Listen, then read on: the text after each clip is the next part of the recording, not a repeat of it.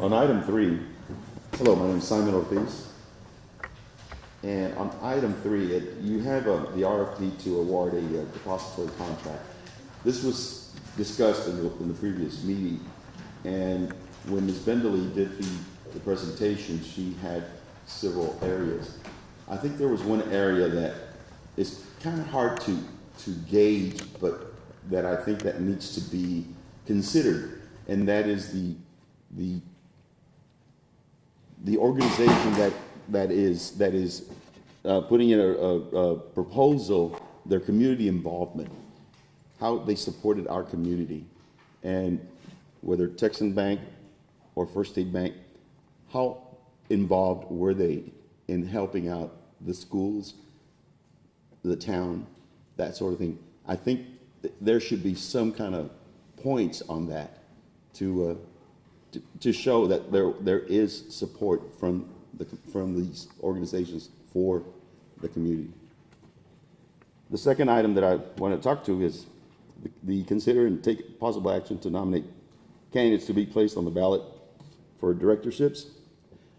On that one, I had asked to be placed on the nomination, and this was before I had made another decision that I had to make in my personal life, and that is I have decided to run for Precinct 2 County Commissioner.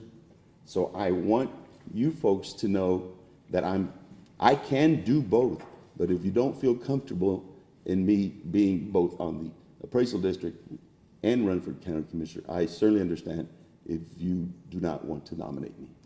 That's it. Thank you. Our next speaker, Amy Franco, item 8A.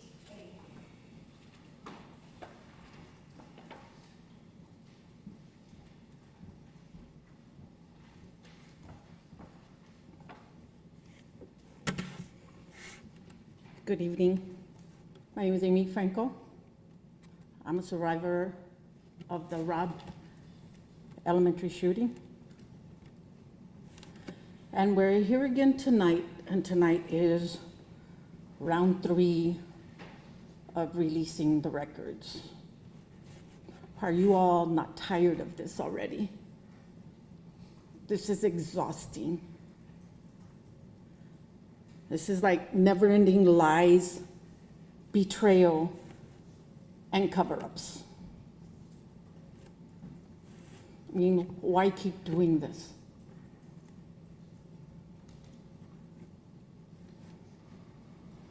It's already been over 3 years. I don't speak about this much because I don't want to be labeled.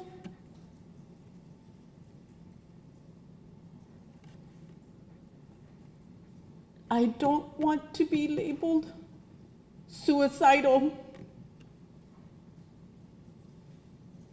because none of y'all in here know what it's like behind closed doors in my house. Nights that I don't sleep. And I think, why did I survive? Y'all have to stop and think about this. Jesse said last time, at the last meeting, release everything. What do y'all not get about everything?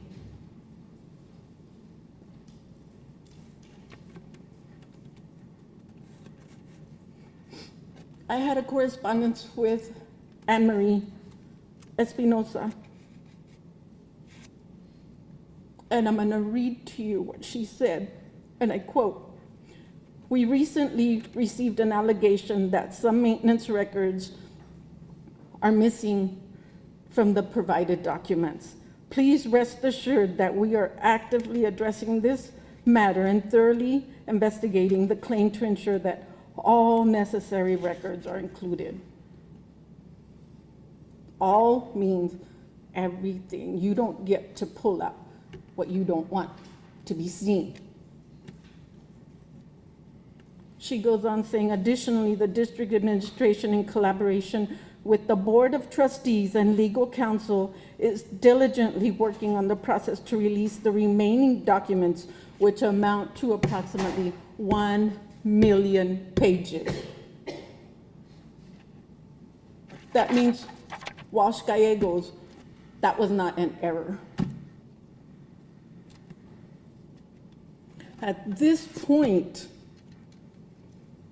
you, the board, have no direction and no insight. You obviously don't respect the community or the children of this district. I don't want to be represented by liars.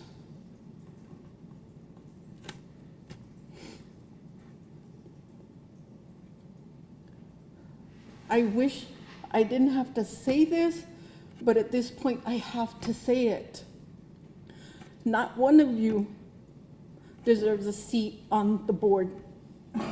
Each one of you, along with the superintendent, needs to step down if you all do not know how to do the right thing.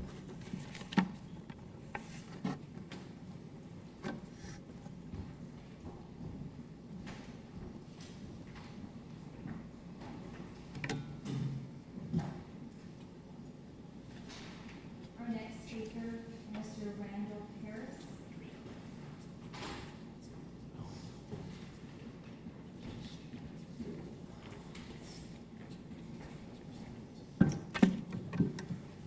Good evening, Madam President and school board members. I wanted to personally thank you for your dedication to our students and keeping them the main thing. Wanted to know that to be able to be a good school board, you have to be dedicated to our students. You have to influence the outcome of things that they face. You have to have the fortitude to take criticism. You have to be forward-thinking, efficient in your decisions, respectful for each other's opinions, energetic for new ideas.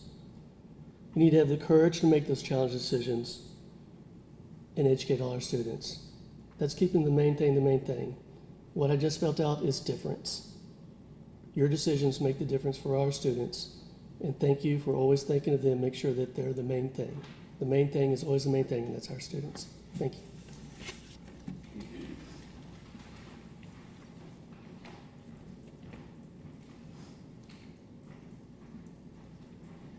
Our next speaker is Diana Oviedo Carew, items 2, 3, 5, 6, and 7.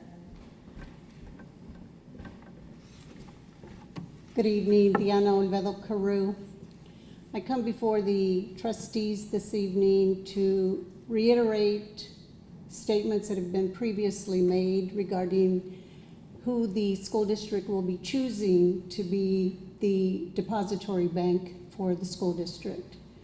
I personally, as well as a board member of the Empowerment of Community in Action Foundation, would ask the trustees that when you make your decision about who that bank will be, that you choose First State Bank. First State Bank has been longer than any of us have been around, probably. Locally established, local stakeholders, stockholders. Many of our citizens have banked with First State Bank for many, many years. They have provided a service to this community that goes beyond just personal accounts, but they've supported this community in ways that have helped us, have helped this district be able to provide for the needs of our students and families. And I know that there was an RFP, there were particular standards that were looked at by a committee. At this point, I don't know who those members were. But as Mr. Ortiz mentioned, the numbers may not have come out in favor based on the committee's review for First State Bank. However, the long-standing, long-term established presence of First State Bank in our community, their financial stability, if dues go up a little bit, it's a cost of doing business. Everything's going up. So I hope that that wouldn't be a primary concern for any one of our trustees. Again, looking at the long-term relationship that this community and this district has had with First State Bank. They are the best choice, and I hope that you as trustees representing this community and this district will agree. I also would like to address the appraisal district appointments. At this point, you have Mr. Carnes, who is asked not to be reappointed, Kingsbury, and Mr. Moreno. I appreciate the service they provided to Uvalde, but I always encourage all government entities to consider other individuals in our community who may be equipped, who may be interested, who may not have voluntarily come forward, but that we always look for new energy and new people. The more people we have engaged in the process, the better. As far as the appointment of new attorneys, I'm very concerned about the service that has been provided by the Walsh Gallegos, the failures that they have unfortunately caused this district to have to deal with. And I'm hoping, and I'm not quite clear, are you replacing them or are you adding another attorney firm? I hope you're not doing both, because Walsh Gallegos needs to be, the contract needs to be terminated. And I know I'm out of time, but I do want to say, as far as the release of the documents, again, we can't continue, you can't continue to fail this community. Thank you.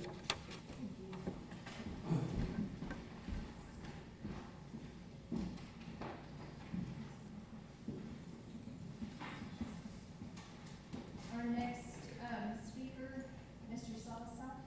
Yep. On legal services. I'm sorry I can't read your first name.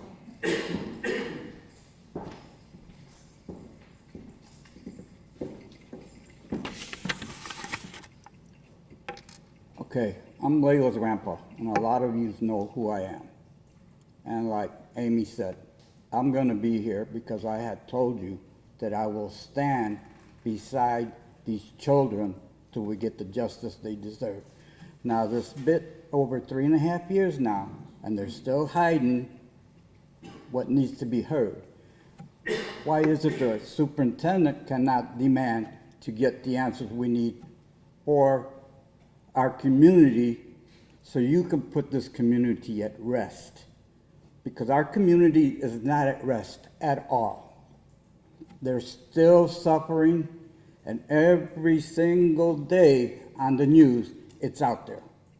Something else has been released, this and that, blaming Amy for the door, or whatever else is going on. The one that should be here is Harold. He is the one that was responsible for what happened that day, and he now retired, went with his money, moved away, nothing said. Why ain't these people back here being charged the same way those two officers are? Because they're the ones that failed to protect our children. Not the new superintendent, she wasn't here.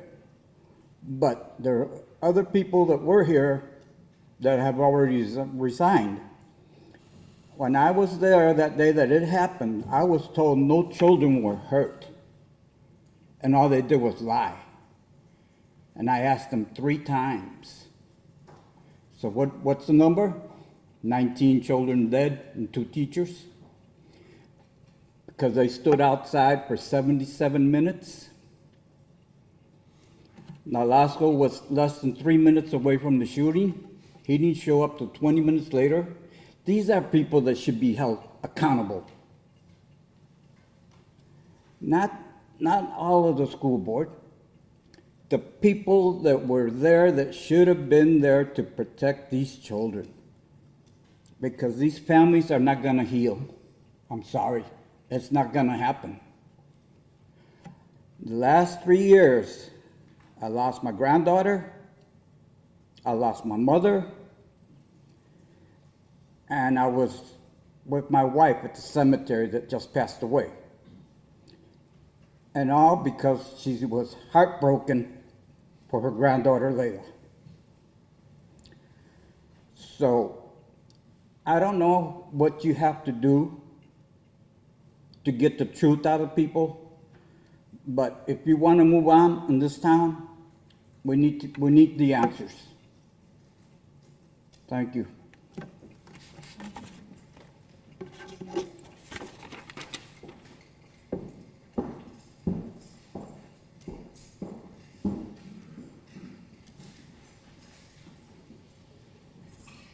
Item number 3, consider approval of an RFP to award a depository contract.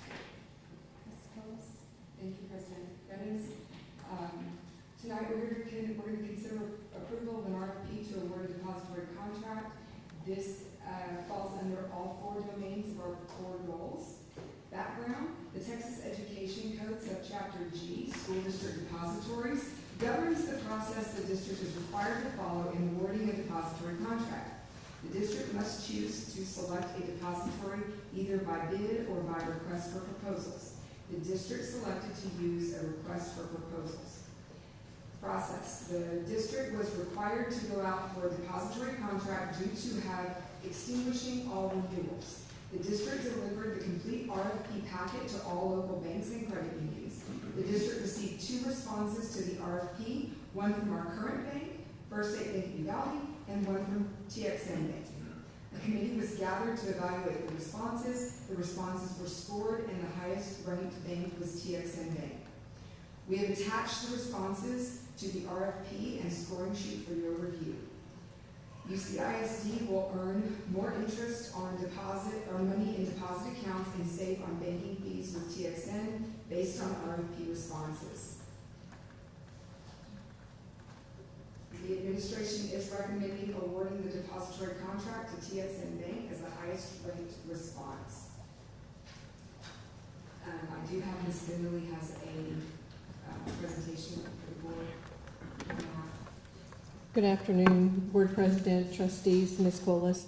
Kind of what Ms. Collis summarized in the background, I pretty much put in slide format. So again, we followed the TEA's process to select a depository. They're very clear on the process. So we followed the template that is provided by TEA. We completed the district's portion as far as bank balances, number of accounts, etc., and we furnished that to 4 institutions here in town. One's a credit union, and they normally do not respond, but they are an institution in our community, so we provided the information to them.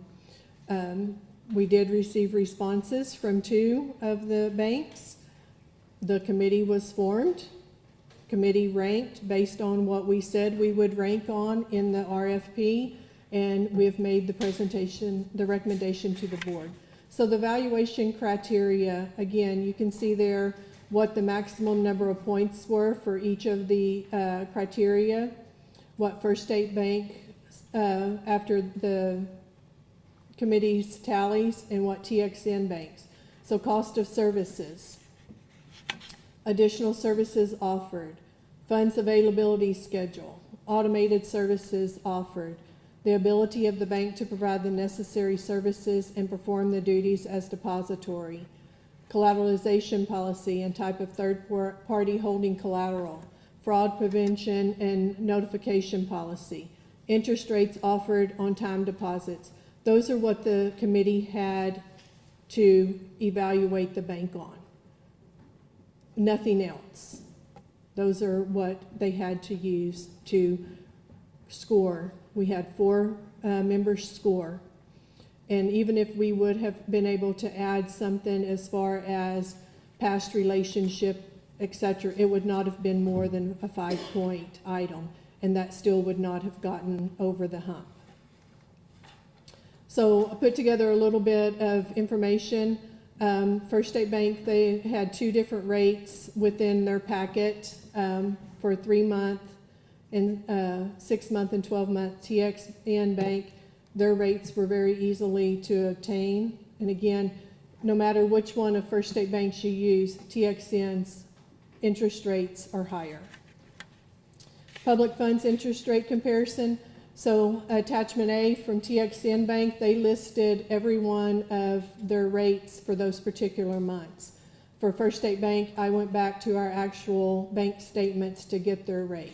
And again, every month, the amount is higher. And I just used $1 million, and that would be the increase based on, I mean, it depends on how long the money's in there, but you have to get to something that you can measure and compare. So I used $1 million, and based on the difference in the interest rate, that's how much more would have been earned each month for the district. Fee schedule, again, fee schedule. It's not a lot. I mean, I would love to have one of the remote deposit captures, then I don't have to send somebody to the bank every time we have a check to get deposited. We can do it right there at our desk. Now, cash is still a different story. You still have to go to the bank, but we very seldom have cash. Most of ours are checks. So that would be a time saver, not even on the unit, but just as in staff time. Any questions? Ms. Spindler, I see that it's BDAE legal. I don't see anywhere here that it says this information that we have to request from the education code. I don't see it here in the TEA. There's 4 items to consider, factors to consider. It says the board shall, at a regular meeting, have a special meeting, consider each bid or proposal received. The board shall consider it, not a committee. And so the interest rate bid or proposed on time deposits, 1. 2, the charge for keeping district accounts, records, and reports, and furnishing checks. 2. 3, the ability of the bank submitting the bid or proposal to provide the necessary services and perform the duties as full district depository. And 4, any other matters the board considers to be in the best interest of the district. Okay, I followed the RFP that was on TEA's website. Did you look there? This is our policy. Okay. This is our legal policy. So the education code that specifically says this. So, I mean, we didn't need that. I mean, we didn't. We can do this as a board. Okay. Right, so Yes, these are ma'am. the 4 items that we are to consider. And it doesn't need to be that one of those items.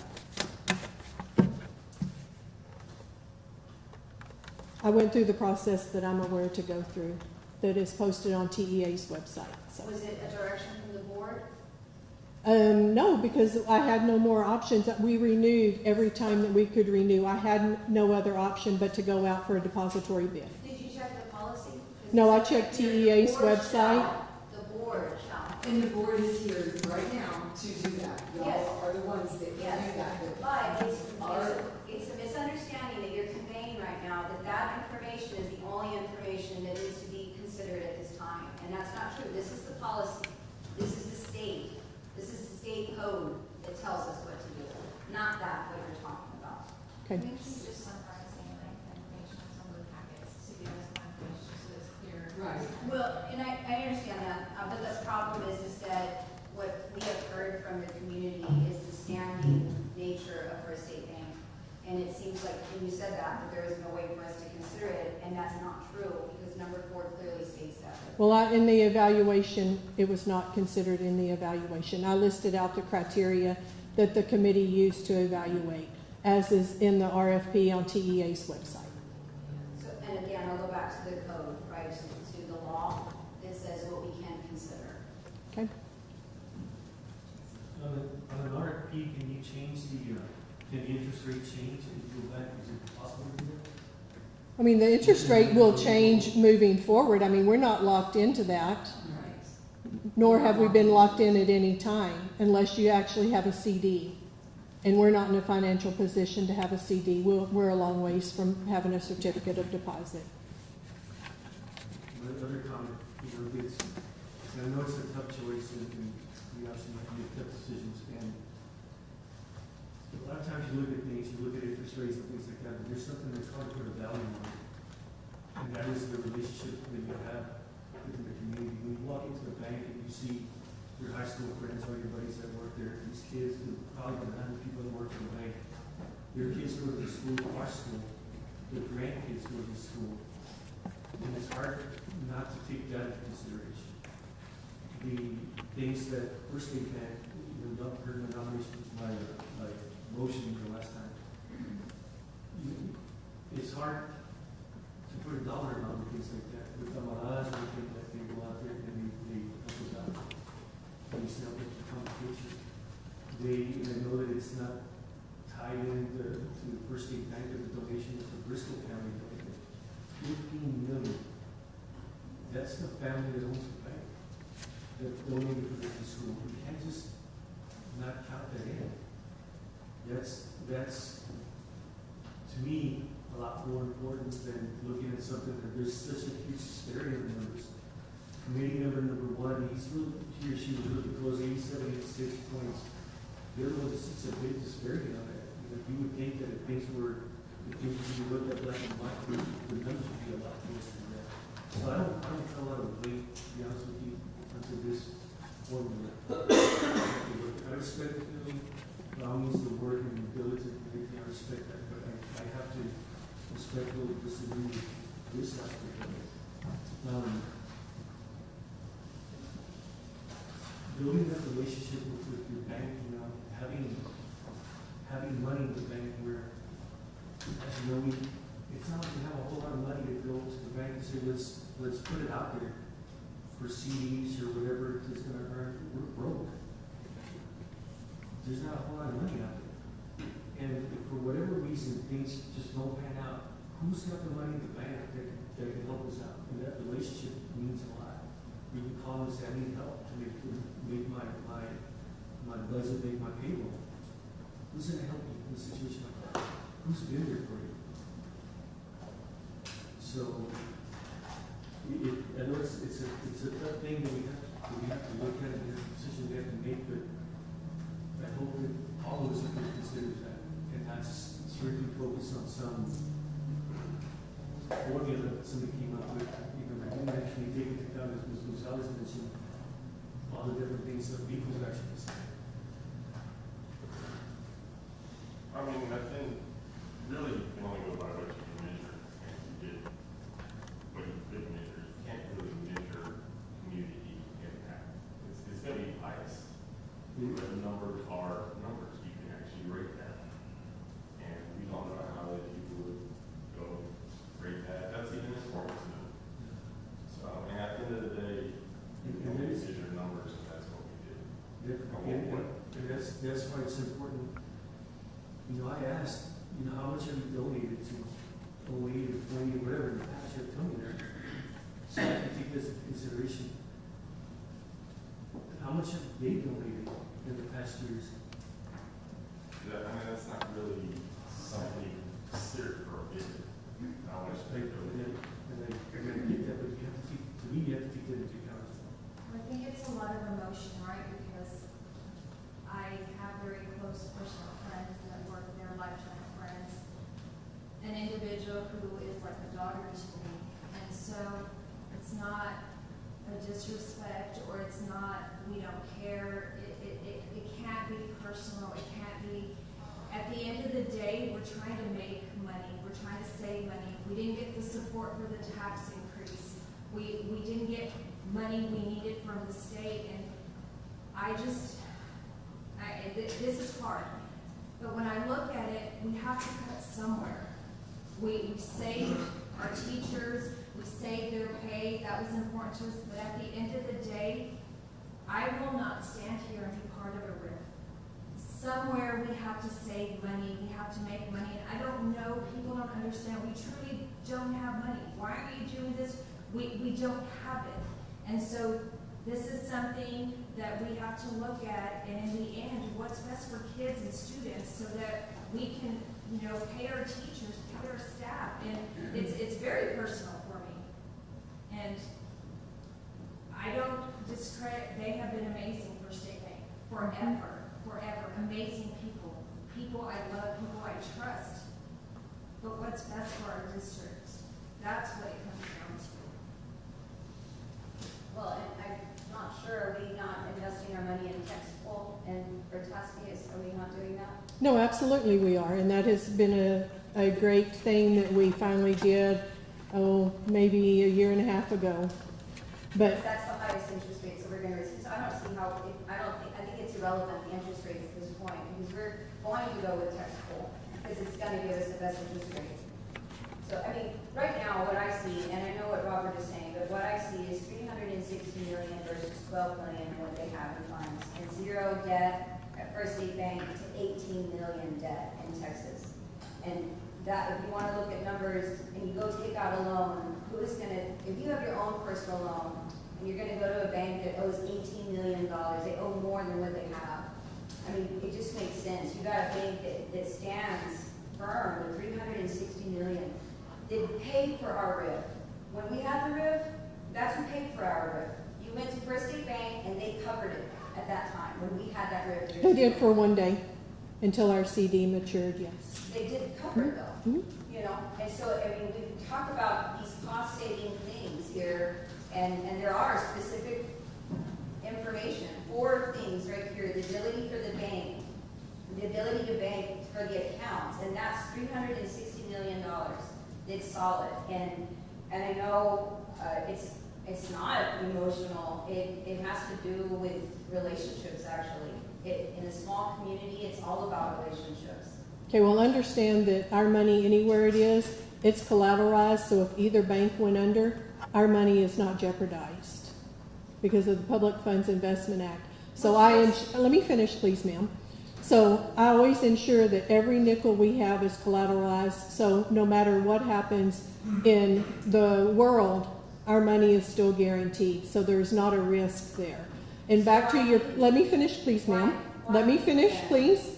So back to your question about, yes, we are in the pools, but we can't have every cent a month in the pools. We have to have some here locally to operate on, and that is what is invested to get our, what little interest we can. So why leave? If it's not impacting us, why are we leaving? Why am I leaving? Because that is how I am recommending leaving, based surely on the scoring, which is what I'm obligated to do. I'm obligated to take the scoring, tally it, make the recommendation to the board. The board will decide what's happening, but I'm doing my job by issuing the RFP, having a committee score it, and providing the information to the board. So on this score sheet, if y'all will look at it, the fact that they have $360 million versus $12 million is only worth 5 points. That's the value you gave that. Yes, ma'am. Because my funds are collateralized. My funds are not at risk. Madam President, I call the question, please.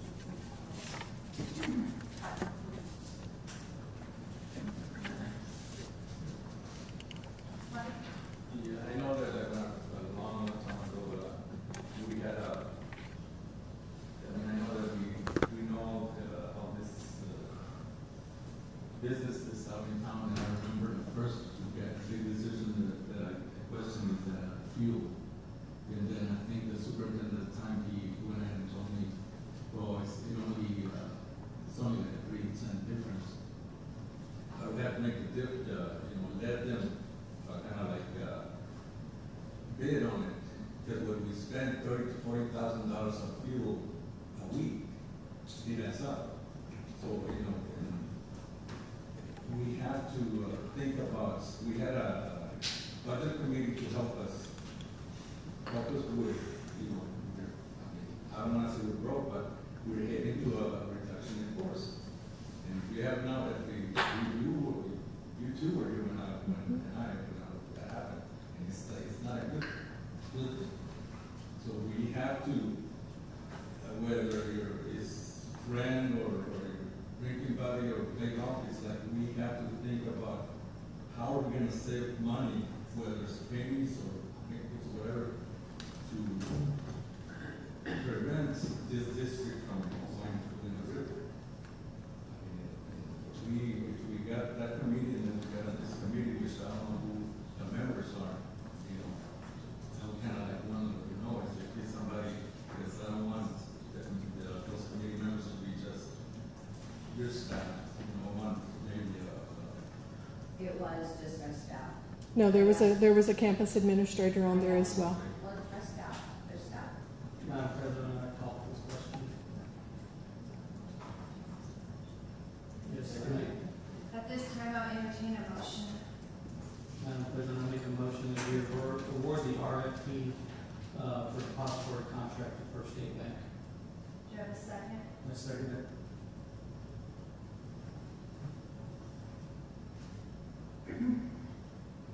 this time, we'll show of hands for, As of September first, we have to do, roll call.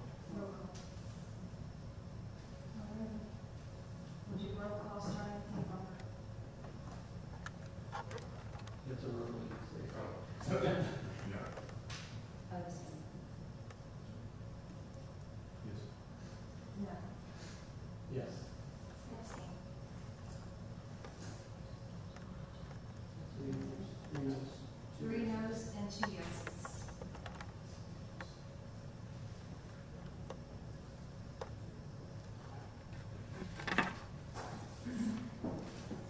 Three noes for First State Bank and 2 yeses for First State Bank.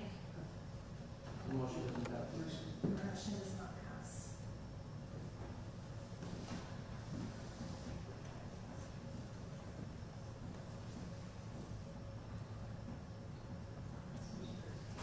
Now we're now into the other motion.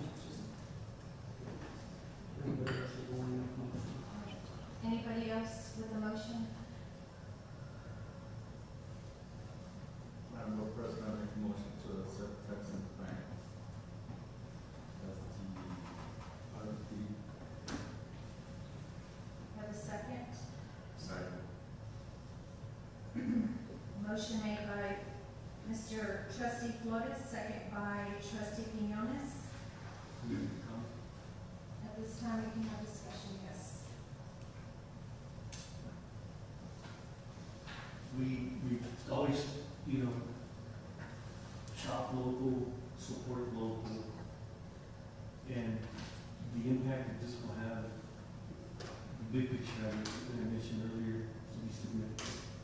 The amount of employees that they have, the amount of kids that they have. And as I mentioned before, it's difficult to place a price tag, the volunteers that help us do that. It will send strong message that we will support the school. Can I show of hands for, all those in favor of considering our depository contract with Texan? Please raise your, roll call, sorry, it's new, September 1st. Yes. Abstain. Yes. Yes. No. The vote carries with 3 yeses.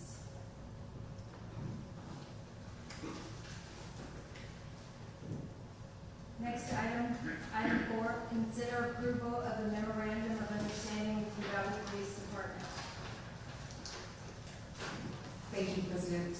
That is,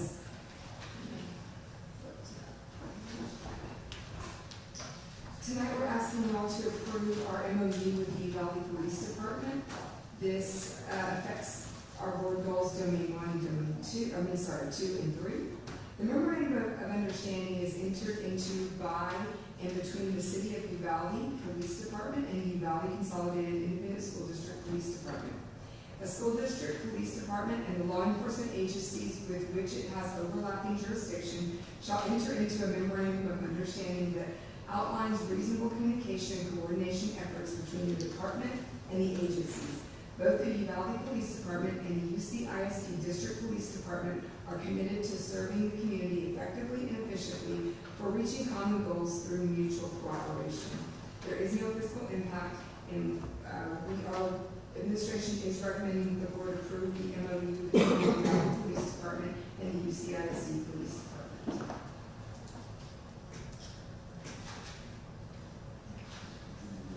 I think I mentioned before, a while back, before, when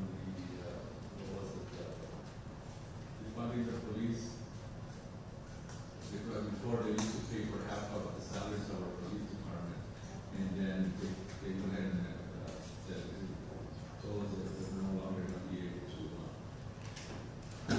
help us with that. And like I said before, is that we have about 4,200 students and 700 staff, and so it's 1/3 of the population. So, I think that maybe we need to go back and say we need to maybe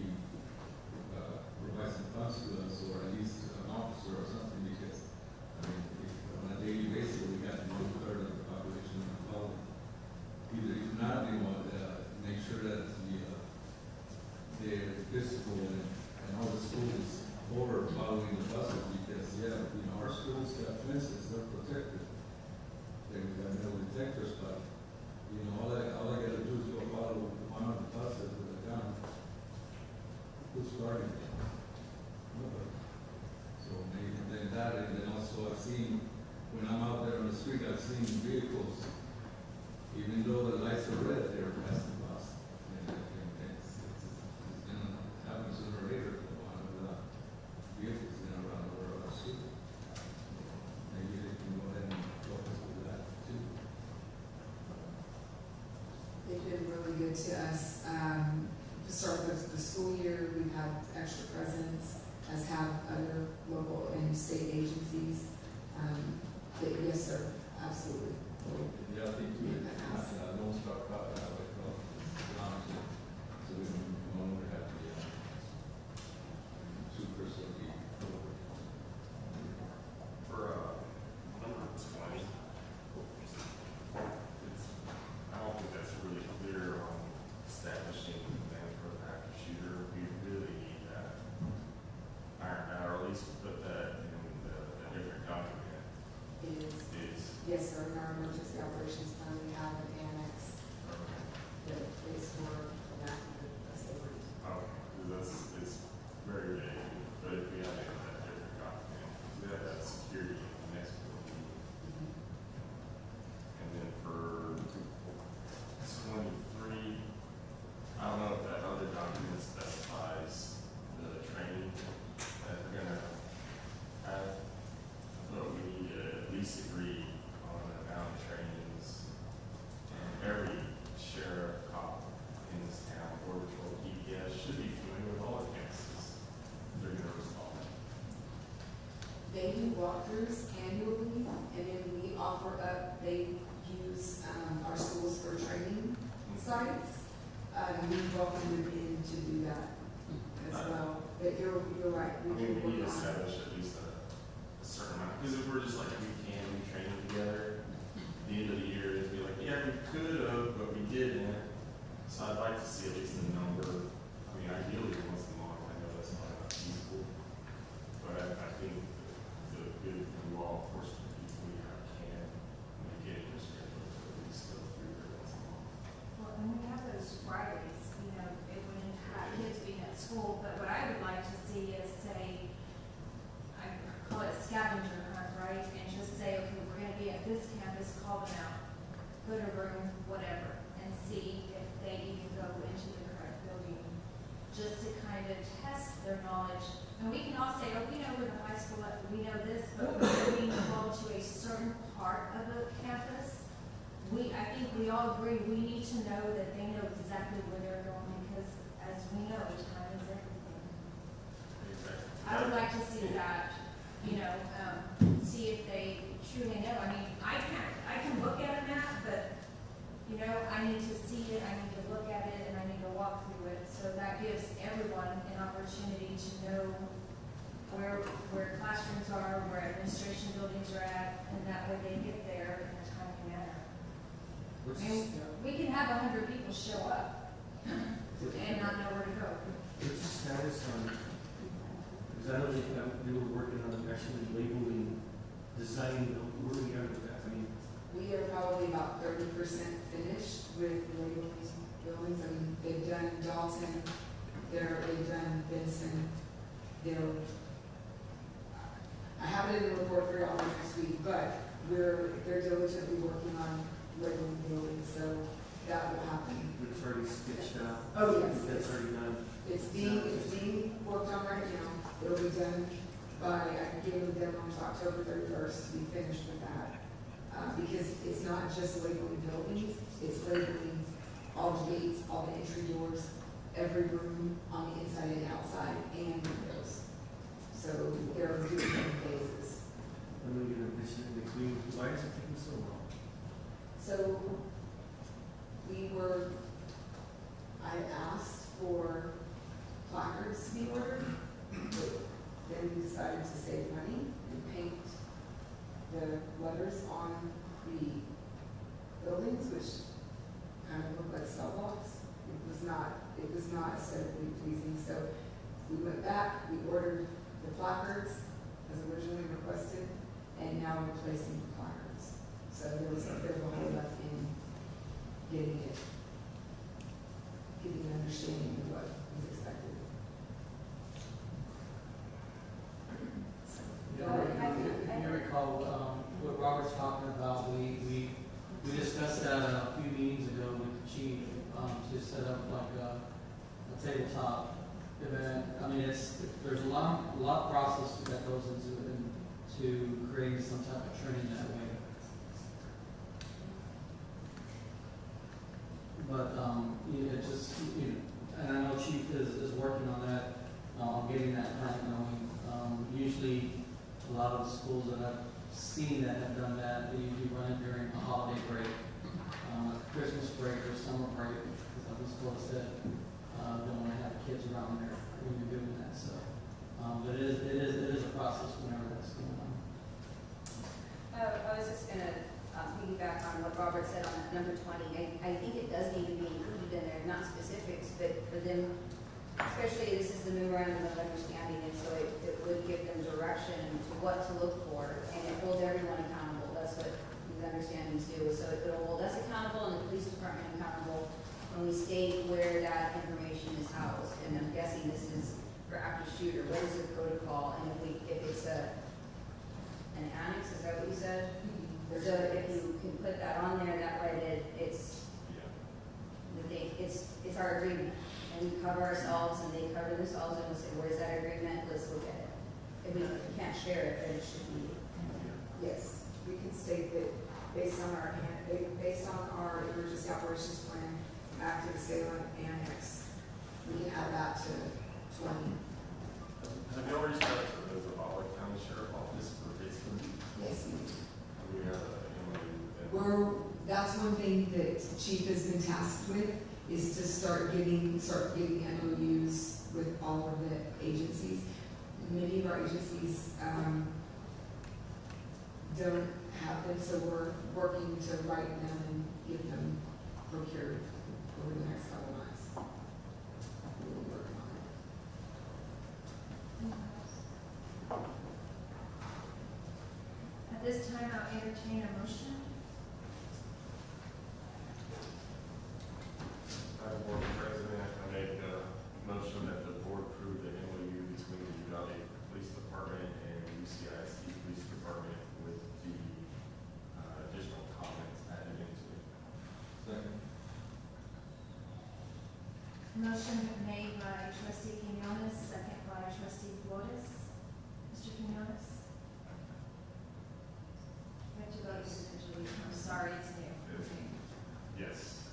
Yes. Yes. Yes. Yes. Yes. Yes. All in favor? Yes, we stand, motion passes unanimously. Item 5, consider and take possible action to nominate candidates to be placed on the ballot for directorships at the Uvalde County Appraisal District. Mrs. Colas? Thank you, President Pettis. Tonight, we are asking that you consider and take possible action to nominate candidates to be placed on the ballot for directorship at the Uvalde County Appraisal District. The district has received a letter from the Uvalde County Appraisal District to nominate 3 individuals to serve on the UCAD board. The Uvalde County Appraisal District's governing body consists of 5 members. The 2-year terms of J. Allen Carnes, Tony Moreno, and Howard B. Kingsbury will expire on December 31st, 2025. Mr. Carnes has indicated that he will be stepping down at the end of his current term. At this time, the Uvalde CISD board will need to nominate and submit 3 names to be placed on the UCAD ballot prior to October 15, 2025. UCAD will deliver an official ballot listing of all candidates for election by October 30th, 2025. UCISD will be entitled to cast a total of 684 votes for the election of the available directorship seats. These seats will serve a 2-year term. Elected directors will begin their term in January 2026. Uvalde CISD will cast its votes by resolution once we know who's on the ballot. The board will need to nominate 3 individuals to be placed on the UCAB ballot.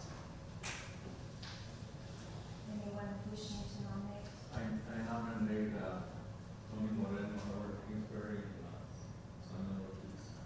I'll second.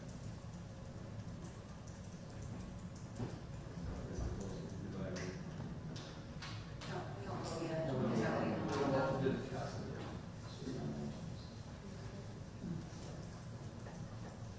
I'd like to thank, Leanne for serving,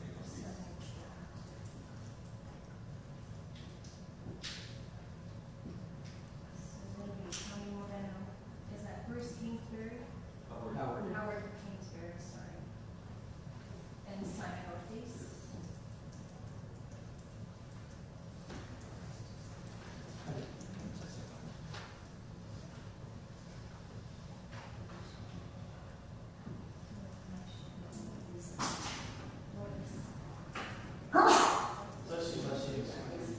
So we have a motion made by, or a nomination made by, motion made by trustee Flores, second by trustee Suarez. Yes. Yes. Yes. Yes. Yes. Yes. Yes. Vote carries. Our nominations will be Tony Moreno, Howard Kingsbury, and Simon Ortiz.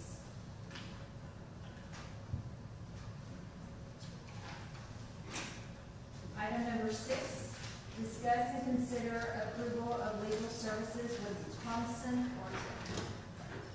Superintendent Nicholas?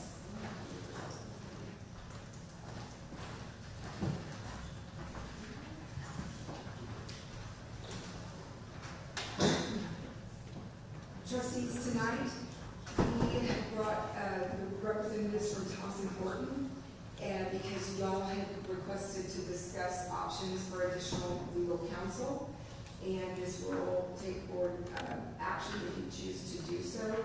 I have signed a preliminary agreement with a small amount attached to it in order to start to work with them this week and brief them on some of our needs, and for them to be here tonight to meet with y'all. So at this time, I'd like to welcome Mr. Philip Frosman, the managing partner of Thompson Horton, to address the board.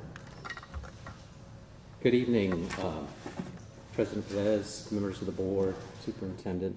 My name is Philip Frasnet. I'm the managing partner of Thompson Horton Law Firm. I have 2 of my partners here tonight, Ms. Amber King and Dave Campbell, both from our Austin office. They're partners of mine in our law firm, and I'll talk a little bit about our firm and then open it up for any questions you might have. But before I do that, I would, if I could, acknowledge one thing. Recognizing the way you started your meeting tonight struck me, to remember the 21 precious lives that you lost in this community is a reminder to me, and I think to my partners, of the importance of the issues that you continue to deal with, and that if you choose to have us as your attorneys, that we would help you try to deal with. And always keeping in mind, these aren't just legal games or legal issues, but there are lives and families in a community affected by all of this. So my one commitment to you, above all, will be that if you choose to use us, we will be committed to help you with all your issues with the seriousness with which they deserve. So with that said, I'd like to tell you a little bit about our law firm. Our firm started in 2009. A group of 12 of us were at a prior law firm in Houston, representing primarily school districts and community colleges. The firm at the time was called Bracewell, now known as the Bracewell Law Firm. The group of us that represented schools and colleges decided we would start our own law firm, and rather than be part of a large national, international law firm that did all sorts of things, we wanted to have a law firm that focused really on representing school districts, colleges, and other educational entities, some other government entities, but really probably 90% of the work we do is for school districts and colleges. Since that time, we've grown to, we have 41 lawyers right now in Houston, Austin, and Dallas. Again, focused on representing school districts in really all areas of law that affect a school district. The only things we really don't do, we do not do tax collection work, and we are not bond lawyers. We don't do the bond issuances per se. But everything else from employment, special ed, elections, Public Information Act, you name it, we do it. And we have lots of very fine lawyers that represent schools every day. We do a lot of board work representing the Board of Trustees of school districts and the administration. So we have a lot of experience doing just about everything that you would touch on as a school district. We were called last week by the superintendent asking if we would be interested in coming and speaking with you about helping the school district, primarily with the Public Information Act issues that I know you're dealing with. So I immediately got a team together to say, yes, we would love to talk to you about it, try to get up to speed as quickly as possible and come visit with you. And then if you choose to move forward with us, we will jump in and help in whatever areas that you would need us to. So that's a little bit about our firm. One of the things I'll say that we've tried to do is, some people who know our firm think that's the firm that represents the bigger school districts around Texas. That's not really true. We represent small districts, mid-sized districts, big districts, urban, rural, big town districts. We represent every kind of district. But what we try to do is really specialize in the issues that affect all school districts that are of particular significance, those that have a lot of publicity associated and a lot of public interest, media attention, those sorts of things. So I think if you look, you'll tend to see our firm is involved in the matters that usually have a lot of media attention. We've been involved in the school finance lawsuits. I've represented hundreds of school districts in the 2 last rounds of school funding litigation. We represented most of the school districts in the mask litigation during the COVID era, when we had all that lawsuit litigation. We were asked when TEA took over the La Jolla Independent School District last year and put in a state system. They asked us to go in as the legal counsel and help rebuild that school district from the ground up. And I spent a lot of time down there doing that as well. So we do travel. We're used to doing that. But we really do try to pay a lot of attention to those issues that are very important to the community and that are going to get a lot of attention. Because at the end of the day, these are all legal issues, but they're often more than legal issues. And it's important that we be able to provide advice about what the law is, what options you have within the law, and then help execute those, whatever decision the school board ultimately makes in those areas. And that's the way we try to approach the way we practice and represent our clients. So with that, I will open it up to any questions you might have, unless Dave or Amber, you have anything to add. But if you have any questions about our law firm, about the 3 of us, or any of our lawyers, happy to answer those. You mentioned several locations. Do you have an office in San Antonio? We do not have an San Antonio office. Your nearest We office? serve districts around the Saratoga region, mainly from our Austin office. How's your fee structure for your law firm? So we have provided that in the engagement letter. We generally have fees that range based on experience level. We have associates who are our younger attorneys. I think it's being handed out. And for our associates range from $245 an hour to $325 an hour. We have counsel who are more senior level experienced attorneys. They charge $345 an hour, I believe, and our partner ranges is from $350 to $370 an hour. And those are our standard rates for school district clients. So we've had a lot of issues, I'm sure you've seen us. A lot of issues with transparency. Obviously, we had a massacre here. And we've had, for 3 years, been waiting on release of information. There's a lot of questions. I'm a new board member. I've been here about a year. There's a lot of questions that I have. There's several actually new board members. The question I have is, would y'all be able to conduct an audit of the institution? Is that something that y'all do to verify where we are as an institution as far as being up to date on release of information, that we have released everything that we have? And the other thing is, we don't have the video footage. And so it was released in the DPS, and so is that something that you're familiar with, and what kind of advice would you give us on something like that? So as to your first question, can we audit? We certainly can, and this is without, you understand, not knowing all of the, what exactly we're talking about, but we have a general idea.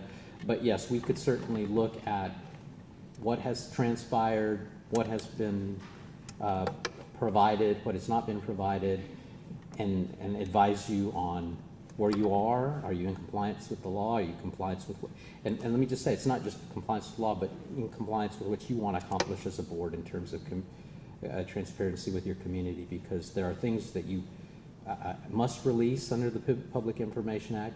There are things you cannot release, regardless of how transparent you want to be. There are laws that are in effect to protect the interests of school children under federal law. You can't choose to disclose that information. But there is an area in between where you do have discretion whether to release it or not. And I sense, my understanding is, the board has said we want to be as transparent as we can be within the bounds of the law without violating the privacy of a school child or something like that. So we certainly could approach it from that standpoint and say, here's what's been requested, here's what's been produced, here's what's not been, and what can be done with that information. So certainly we could do that. The other question I have is, as far as communication with the board, will you be communicating with all of us, especially on issues like this? It seems like we get a trickle-down effect that we get it last, and we hear it from media first, and so do you communicate with the board? So it really depends on the board and what the board would like. There are different ways of doing that. Personally, I've got different clients that we handle it differently, and sometimes it's primarily through the board president, but sometimes the board wants, information from the lawyers directly, so that everybody gets the same information at the same time. You just have to talk through what the board would like. We got to make sure we don't violate the Open Meetings Act in the way we provide the information, but there are ways that we can keep the board up to date. But it is important, I will say this, regardless of how you set it up, it's important that all board members have the same information. Whether they all get it at the same time or there's a different process for doing it, you don't want a situation where some board members feel like they're not getting information and others are. So that's very important. I think that's real important too, that you would be able to speak to all of us, and I know there are rules and guidelines to follow, but that we would all get it at pretty much the same time. And I say that because I've been on the board, I'm starting my 8th year, and I was here during the tragedy, and I was driving home yesterday, and I saw a video. And what was being played from that day is not what I had been told really happened. And so I was bothered by that.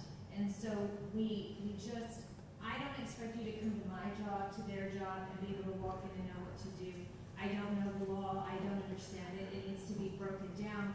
But what we're asking for is honesty, transparency, guide us.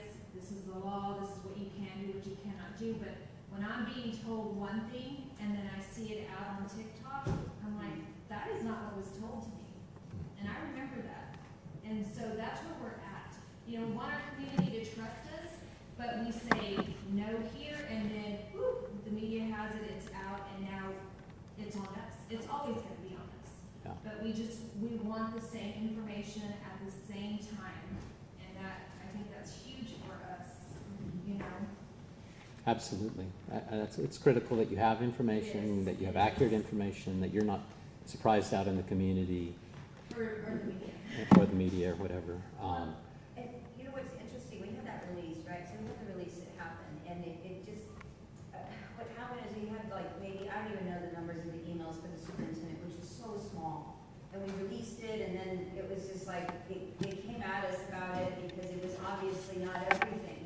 But it was up to the attorneys, I think, okay, you might correct me if I'm wrong, to say, there's something wrong here, go back to the superintendent and say, can we capture this again? And that, I think that's where we're at. We don't know if the data is accurate with our attorneys, if we have the right information, and it's like there's so many new ones here that even the old ones don't know. And so we're trying to, sorry, I know, but I'm just saying, I'm trying to be honest about what our issue is here, because Absolutely. it's very confusing, and as Amy spoke, it's traumatizing, it's re-traumatizing over and over and over. And she's here, but I know there's so many people in our community that are impacted by it. And then it just looks like we're hiding. And I just want to release it. And I don't know how to work with that problem that I'm describing. I don't know if that's Sure. No, I hear you. I hear it from you. I hear it from your community. This is very serious. We can't go back, unfortunately, and change anything that's been done. I wish we could. All we can do is assure you that if you do select us and we start working with you, that we will be committed to full transparency with you first as the board, so that you understand whatever we are able to assess. It may take a little time for us to jump in and figure out, as I understand, there's 1 million pages of records that are being talked about. I mean, it's going to take a bit for us to get that and figure out exactly where everything is, but I can assure you we will constantly update you on where we are, what we see, what we think is going on, and then give you, our best counsel on where to go from here, and try to work with your community, try to regain some of that trust that you're talking about with them, and that's all we can do, is assure you that moving forward we will do our best to help you in that regard. Ms. Gonzalez talked about an audit, that I would like to see eventually be a forensic audit. As I mentioned previously, I have zero confidence in Washington and the advice that, ill advice that was given to us time and time again from the beginning. Would you be opposed to doing a financial forensic audit? I know that you provided us with records, like all the money that was spent at their law firm, but to make sure that we didn't get taken advantage of.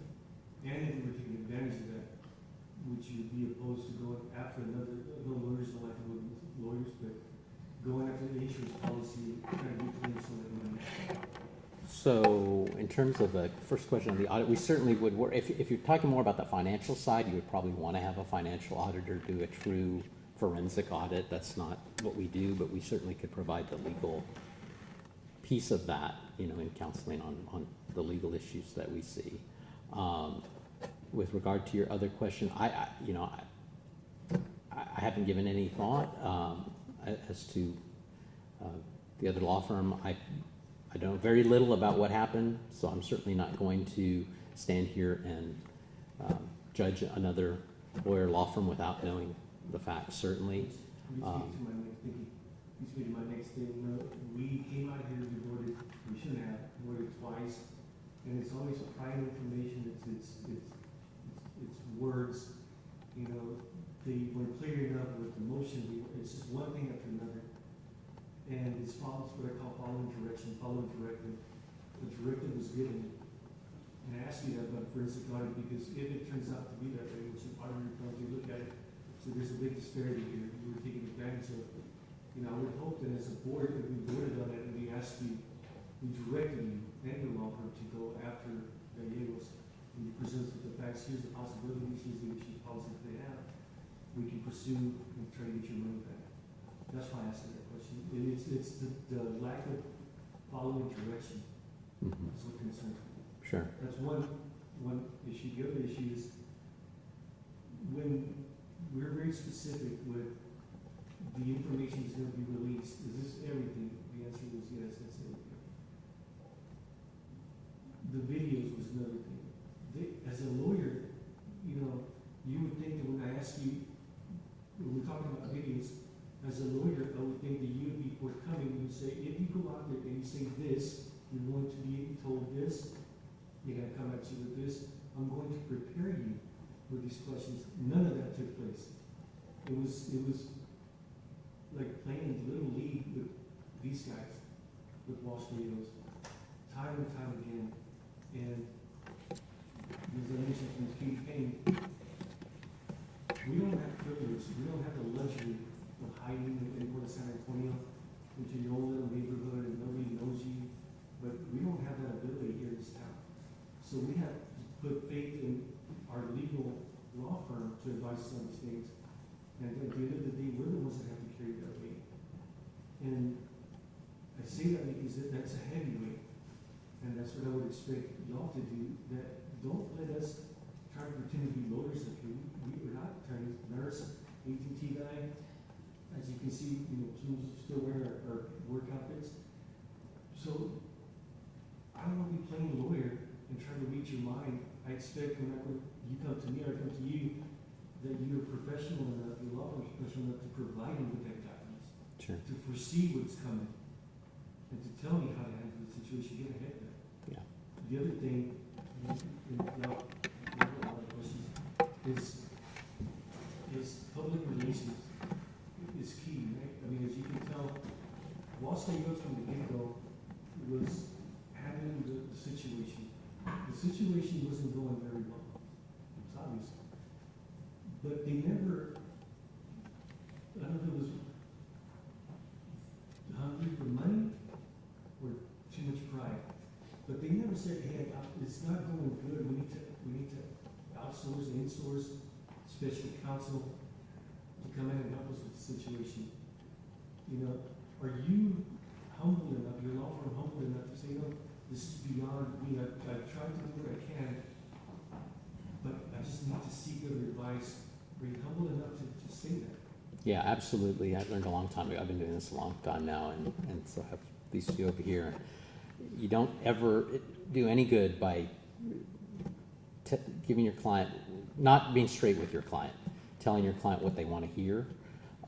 It will always come back to bite you. So I've just gotten used to, if you've got news to deliver, the client's not going to like to hear it. That's just the way it is. And sometimes, the client gets mad at you, they get mad at you, but at least they know the truth. And you've shot straight with them. And when it's the board's choice on something, we're very clear about that. Here are your choices. It's really your decision. We're not the decision maker. Here are your choices. Here are the risks, the pros and cons of things. And now you make the decision. And once you make the decision, then as your lawyer, we will carry it out and we will defend it if we have to. But there are also times, as your lawyer, we have to say, you can't do that. Well, you can do it. It wouldn't be legal. And you're jeopardizing yourself. You're jeopardizing the district. And so both are equally important to identify when you don't have a legal choice, but also when you do, and help you make the best decision you can, and then carry it out. But absolutely about always being straight. Don't sugarcoat things. Don't tell you things just because think that's what you want to hear. It's important to be completely honest and transparent with you, so that then you can be transparent with your community. When for us, the big thing is, the court says you can release this stuff, all this information, if the board approves it. So came back to us, we talked about it, no doubt that that's what we wanted to do, right? I mean, you can't hurt this community any more than we've already been through, right? Families, survivors, the whole community. But when we voted unanimously to release all that, less than 24 hours later, we had emails, people calling us, well, what about this and what about that? So what do? We trusted that this information was going to be given. That's what we want. That's what we voted for. It doesn't belong to us. It needs to come out. And so that's the thing. Every time we come here and we say, vote yes, then guess what? This is missing. So I can't speak to what happened. I wasn't I'm there. saying that's how it happened. Yeah. That's exactly how it has happened. And so, as you can see, I mean, we want to be able to trust our legal team to give us the best advice and tell us this is why and this is how and this is what we're going to do. But don't let us vote for something and then it doesn't happen. And then here we are again trying to explain why we didn't do it. Right. We didn't do what we said we were going to do. Sure. Sure. Well, what's come back, I'm sorry to interrupt, and Jesse mentioned this, what's come back that's difficult is it's because of our data. It's our sweep of information.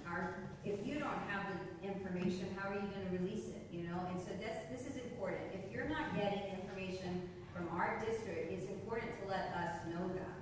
Because if you're gonna release whatever you have, but you're only as good as what you have, right? So if we as a district are not, and we don't have that information, we haven't been transparent with it, which there's some things that are questionable in what I have seen. Things that are not in Hal's email but are Wash Gallegos has it in his email. So how does Hal not have an email on our end, and then there's one in Wash Gallegos's, bucket?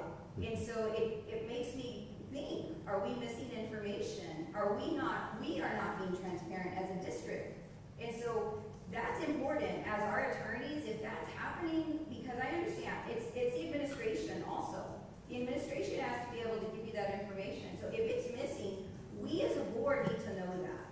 Because if we need to take action on our end over here, then we need to do it. Because it needs to happen. Enough of the go around. At this time, what's going on is we just throw whatever it takes, stick it to the wall, and if it lands, okay, good, yeah, that's it. We didn't do redactions. And it's just like we throw out words, and whatever any of us will soak up is what's happening. But the fact of it is that the judge has ruled to release it. We don't have authority over a judge. We don't have authority over a PIA.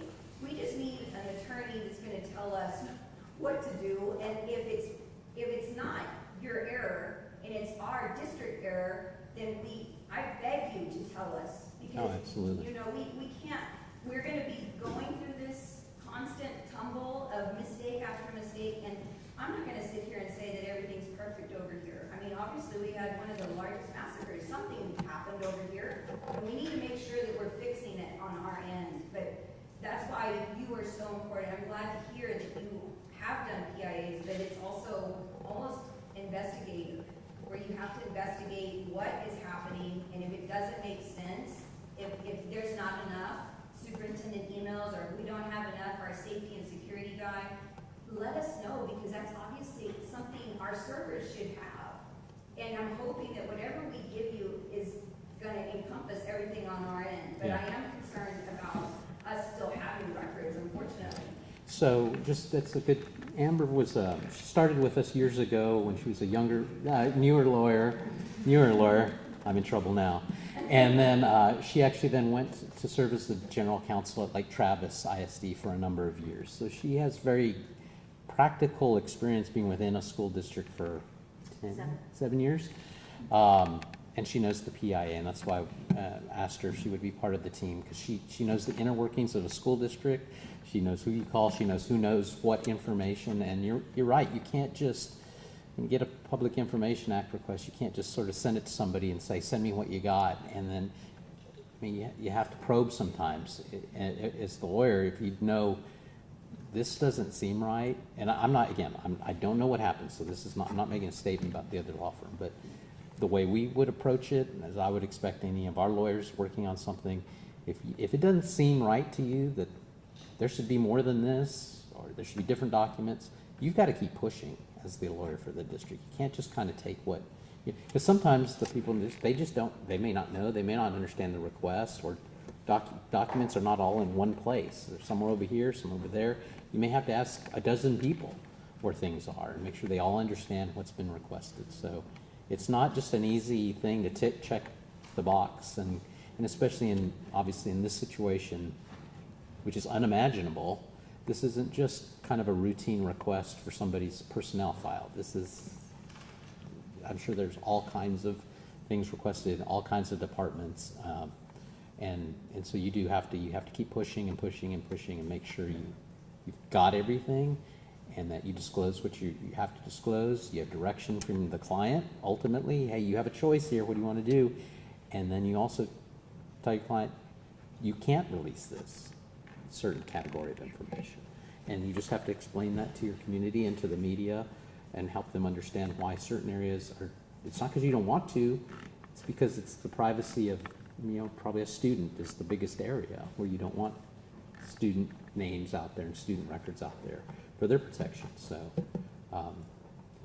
what are some of the, if any, like high-profile cases that you've handled?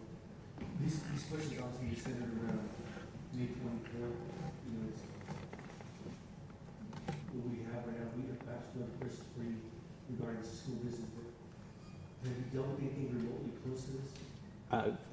Fortunately, thank God, no.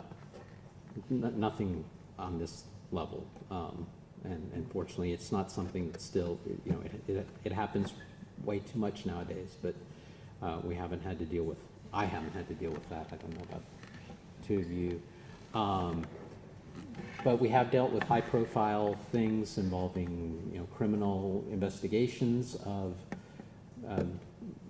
people within colleges or school districts where we've been the investigators, and sometimes of your own client and people you've worked with, and you have to, you know, you have to do a thorough investigation. And so I've had some of those where I've had to testify in criminal cases over things that we found.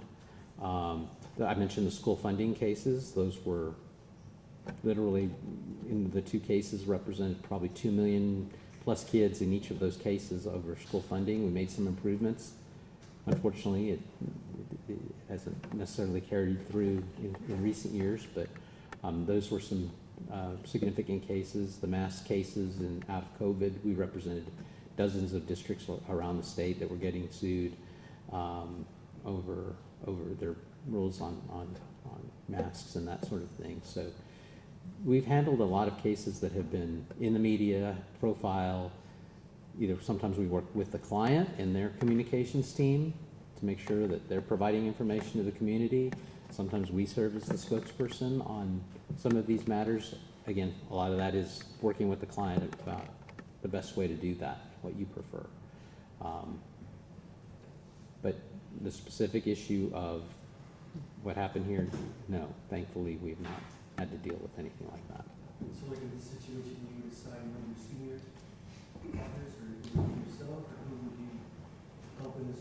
Well, I think you're going to need a team just based on even this public information. If you're talking 1 million records and we got to audit that and we got to figure out what's going on and we have to do it quickly, we need several people. Amber would probably take the lead on the Public Information Act issues, working with Dave. Dave is a litigation attorney and a good appellate lawyer, so he's very, very good at that. At this point in my career, I mostly work with school boards or governing boards, advising them on their issues. So I think it would be a team approach.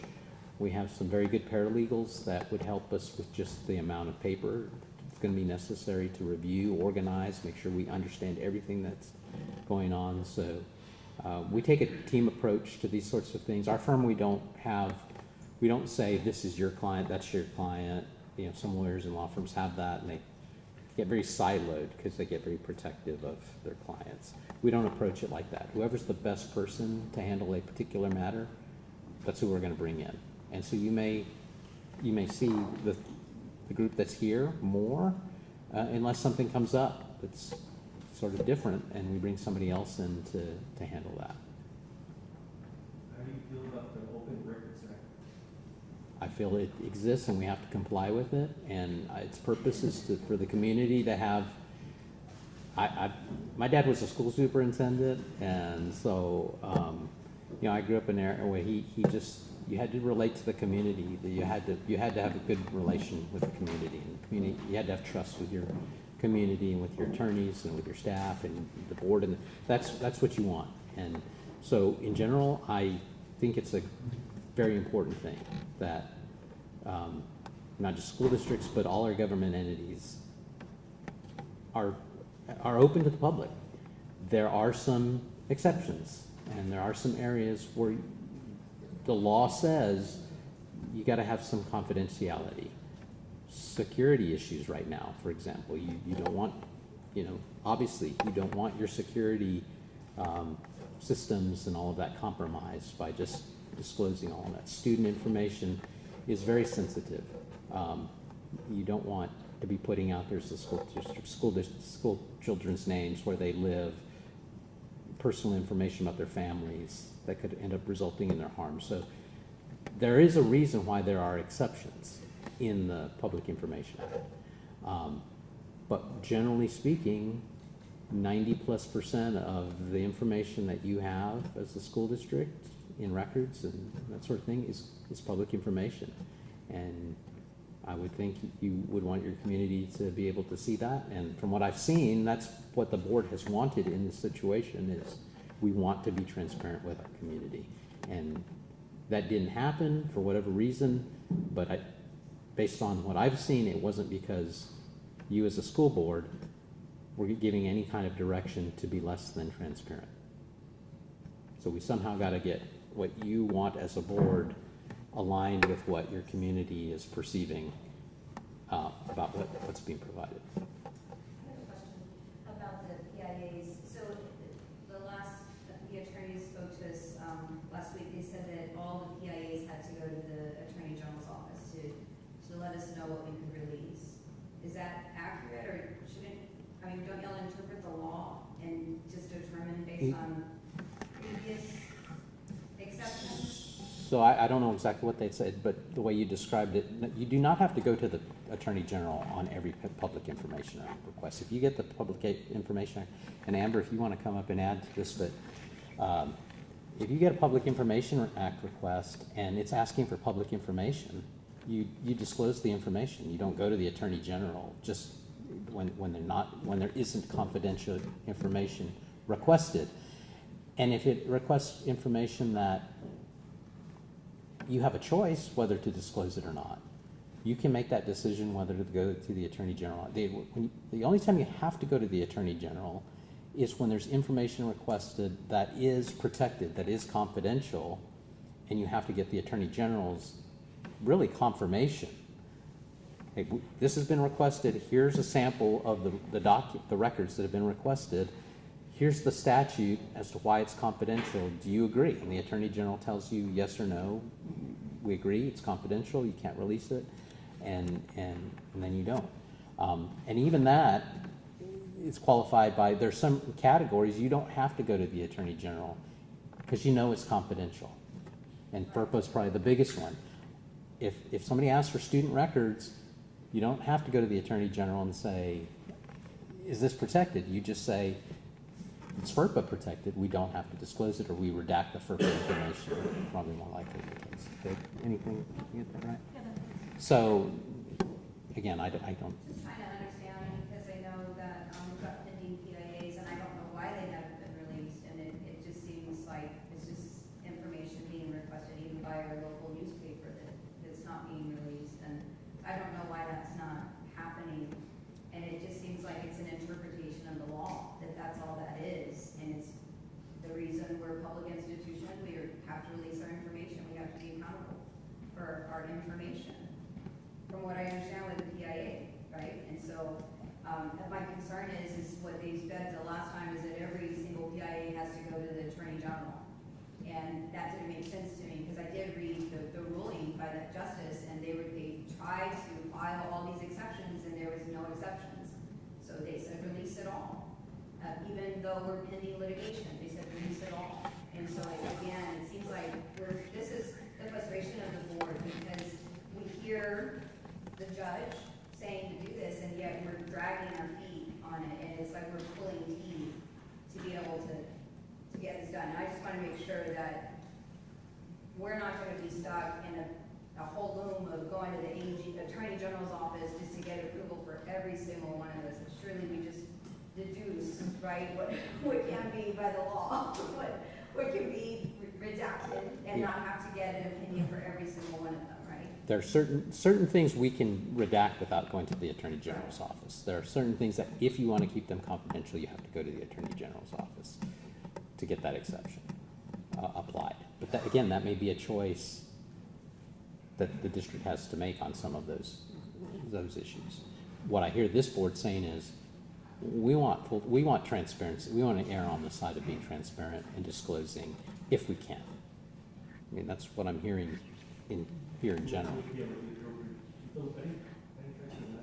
Frazinet. It's just Philip, believe me. I could spell it for you later, but yes, sir. You know, it's obviously you can tell we're taking a lot of your time. I appreciate you being here. You know, I still have like questions and comments, but I think it's from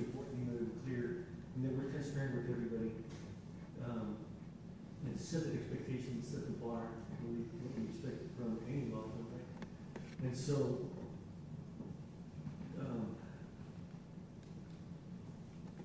the commissioner, you know, TEA, what kind of relationship do you have with them? And I ask you this because we can't just. Oh, now you're gonna get me in trouble. So, and I don't know where that question is coming from, so I'm not gonna give you an answer again that you wanna hear, because I have no idea where you're going with the question, but I'll give you an honest answer. We have sued the commissioner, we've been opposite the commissioner. The commissioner's not only happy about that sometimes, but as I said earlier, last year when the commissioner took over La Jolla ISD, his office called us to ask us, because they know we know what we're doing. And so I think we have a good relationship with the commissioner. We've been able to work things through that office in the years in the past.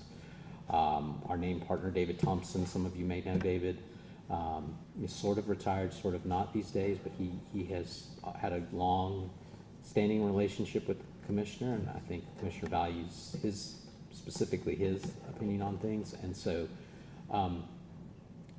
I think we have a good relationship in the sense that when we have an issue for one of our clients, we can go to the commissioner and get that heard.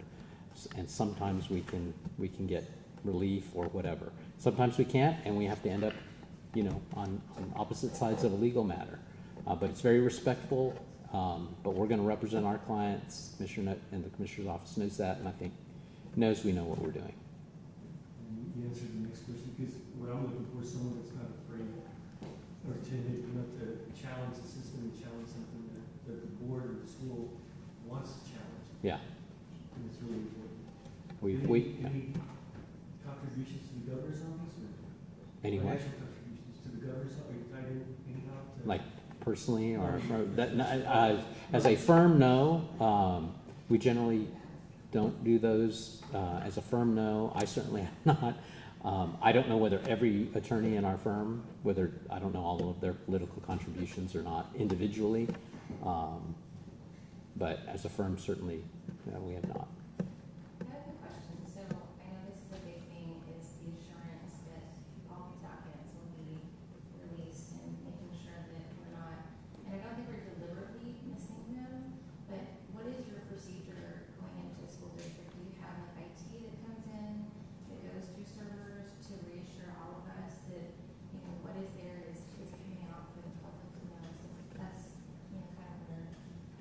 So again, coming at this with not knowing much about your IT department, what, level of. Send people in to come into the district? We can, if that's necessary, where we have to sort of start at ground zero and say, do new searching for records, that might be necessary. But again, I don't know enough right now to know whether I would say that's necessary. I'm still trying to get, in a few days, we've got a big picture of what's going on, but we haven't seen, here are all the requests that have been made. Here's what's been provided in response to those requests. Here's what's not been provided in response to those requests, and what's left to produce. And what's the best way to make that all available to your public if it has been produced or needs to be produced? We've been talking about some ideas of how to do that without making people go through the public. You don't have to wait for the public to make a Public Information Act request to make information available. And so one idea would be that you just establish a way to, we're going to put it here, and anybody who wants to see it, it'll be there. I had some of the things with Mr. Salazar, but he's just a bird. I'm sorry? I was going to ask him to say, I don't know. I just had a question for these new attorneys, if you don't mind. I know, we cannot, open discussion on the floor. We cannot. Well, the thing is that you haven't answered. You haven't asked the question that I'm gonna ask. And that's a problem because of the fact that I'm trying to find out who is gonna override them from keeping us from getting the information that we need. There's somebody telling somebody you can't release this.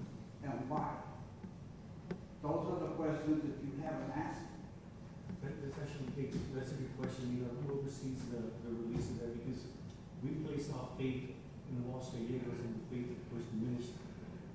But that question came up a lot, like who oversees the clerk or the lawyer that's going through the data and saying, I've sent everything, and then a few minutes later, the media is calling and saying, not everything's there. You're missing a bunch of pieces to that puzzle. What, are you talking about within our firm? Within our firm? It's our superintendent. That's the only one we control is the superintendent. On day to day, working through this, we'd be communicating with the superintendent primarily. But I would expect in this situation. In other words, is Abbott gonna have anything to say with it? Who? Abbott, our governor. Does he have it? No, I don't take any, Greg, the governor, and this is nothing anti-gov, he's not my client. You're my client. The people up here, the people up here, yeah. So, Thank you. Mr. Salazar. It's just, there's. I understand. As you understand, this is why we're seeking another law firm. This is why we're seeking help, why we're asking for guidance, because in the public's eyes, in our eyes, it looks like there's a cover-up. sure, And I sense so that, yeah. We need to get past that. Yep, absolutely. Well, what I do is I email the superintendent like nonstop, because that's who we're responsible for as a superintendent. That's our only direction is a superintendent. And Jesse's motion was that to put superintendent and Walsh was in charge. And so it's no longer a board action, it's an administration action, right? And so it has to happen at this level to you, and we're out of it. A PIA shouldn't be coming to us, we shouldn't even be wasting our time with a PIA. This should happen between the public information person to you, and then release it. That's it. That, so- I do generally agree with that. The day-to-day, when you're doing this, that's the working thing. There are some areas where only the board can make a decision. Like, for example, attorney-client privilege information. If I've written a legal memo for you, for the district, that has legal advice, I don't have the choice to hand that to the public. The superintendent doesn't have the choice to hand that to the public. That privilege belongs to the district as represented by the board.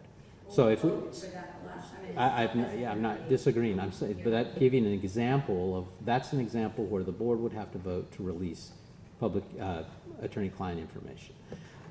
Other things could just be handled day-to-day with the superintendent. Here's some information. This appears to be, the board is given direction to be transparent and disclose if we can, and so this should be disclosed. Yes? Yes. So if we voted, all unanimous voted, and we're emailing the superintendent, and she's not doing it, she's not getting Walsh Gallegos to do it, how do we, is that insubordination, or what is it? I mean, what happens when it doesn't come through? Because that's what we're at, we're voting and voting and voting, and we're gonna vote again. But the problem is that we get all this kickback on how we're not gonna release it, and how we weren't specific. We were specific, even about the attorney-client privilege. Rob Decker helped us write it, and we all voted here for it. And so the question is how do we hold this institution accountable as a board? I think that we were just not advisory well, and so then, back there in closed session, helping us draft it, didn't mention redactions, and I don't agree with that. I will never agree with the child's information.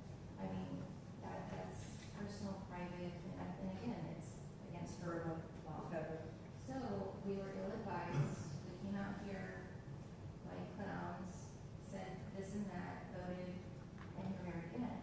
And so I guess what she's trying to say is that, we just want to be well-informed, and I feel that just your representation here, that you're fully transparent, that you're like, these are your, options. And so I don't think we were given that. Yeah. And we were obviously very emotional. And so we just want to make sure that that's being done. Absolutely. And I think relating the information to the board equally. However, legal way you have to do that without causing a walking form. I think we all understand what a walking form is, so we know not to put ourselves in that situation. But I feel like if we're all communicated at the same time with the same information, then then we can all process it our own way versus, you know, going to one person and the next person, and then there's questions, and then we're back and forth. We all get it at the same time, and then we proceed from there. That way, we all know, hey, we all receive the same information, and it's not that. Well, I don't You'll ever say say that. anything. Right. We were getting it from the media. That's how I. Right, and that's where we're Exactly. That's That's exactly where we're at, is we hear it from the media before anywhere else, and we just, that's not fair. Sure. It's not I agree. And I think you don't leave that room or whatever without everybody being on the same page. And I'm a big believer in repeating back. This is what I think you just told me to do. This is the direction.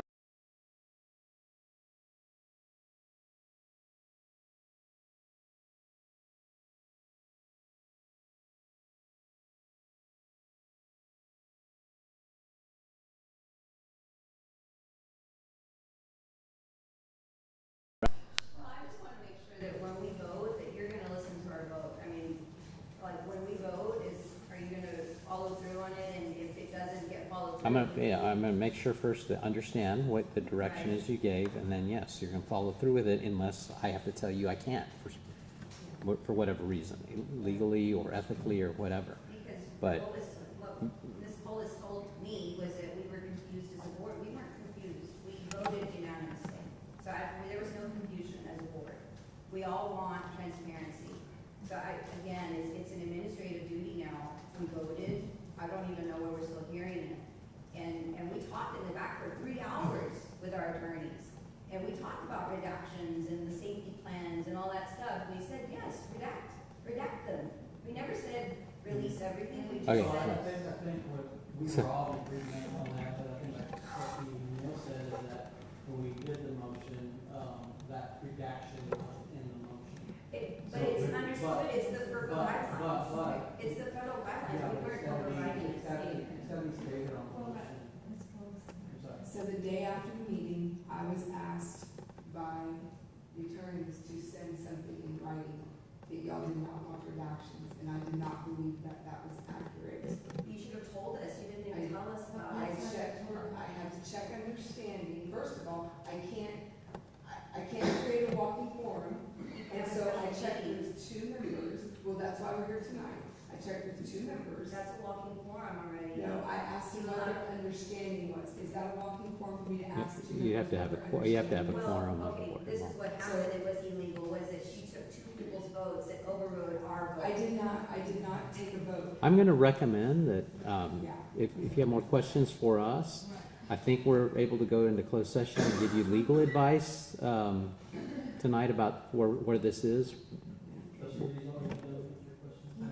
I had one more, Nikki. Yes, sir. And that is the attorney-client privilege information, you know, and it's always like a game of words. You know, that was very clear, you know, just let it go, just send it out. We've been sent out for 2 months. It could have been redacted. Like common sense is redaction. Send out a social security number. I mean, just common sense. But I just want to make sure that we're clear. We're out here, not back there. That's what we voted on. You know, everything with the safety plan, of course, redactions came with that. That was a given. And gotta make sure that you haven't been, like, I don't want to go back there and for you, your law firm, to try to convince me one more time that attorney-client privilege information should not go out. Because that's already been. That's not my hashed out. choice. Right. That's already- The attorney-client privilege is not there to protect, that doesn't protect me. That's your right. You as the body, not yours, all of yours. And so the board can choose to waive it, and I would say, okay, I'll advise you. I'll advise you on, you know, the pros and cons of it. But at the end of the day, that's your privilege, your right to waive it or not. And it's not the superintendent's either, frankly. It's Thank the you. board's. Thank you. At this time, I'll entertain a motion. Madam President, make a motion that we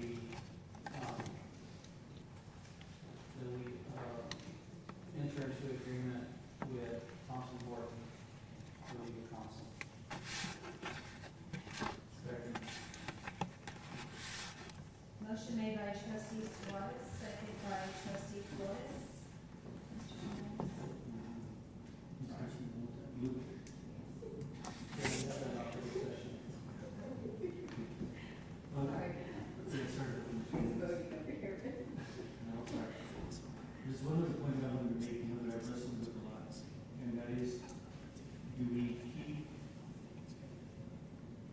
trust me, we keep washing our needles just to make sure that we get the information that's out there already, that we have access to.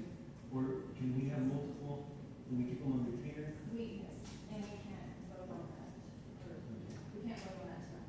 It's, what happens, Jesse, is we want to keep them on the retainer, the fact that they have all of our information.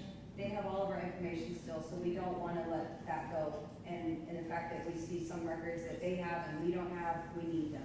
And so we have a retainer already open. So we're gonna do it. We should keep it open at least until we transition and see what's going on with Thompson and Horton and, but it's not, should be very limited. And I think that's what we're gonna discuss. You know, And I what's agree gonna with happen. that, to make sure we're Yeah. transparent. Yeah, that's my understanding of the best way to go forward because they have our records. So, anyways. Trustee Williams? Yes. Yes. Yes. Yes. Yes. Motion carries unanimously. Welcome. Item number 7, closed session. The closed session will be held under provisions of Texas Government Code, Chapter 551, Section 551.071, 551.074, and 551.076. A, pursuant to sections 551.071 and 551.074 of the Texas Government Code, attorney consultation regarding legal issues related to the release of information regarding the tragedy at Robb Elementary. The time now is 7:51.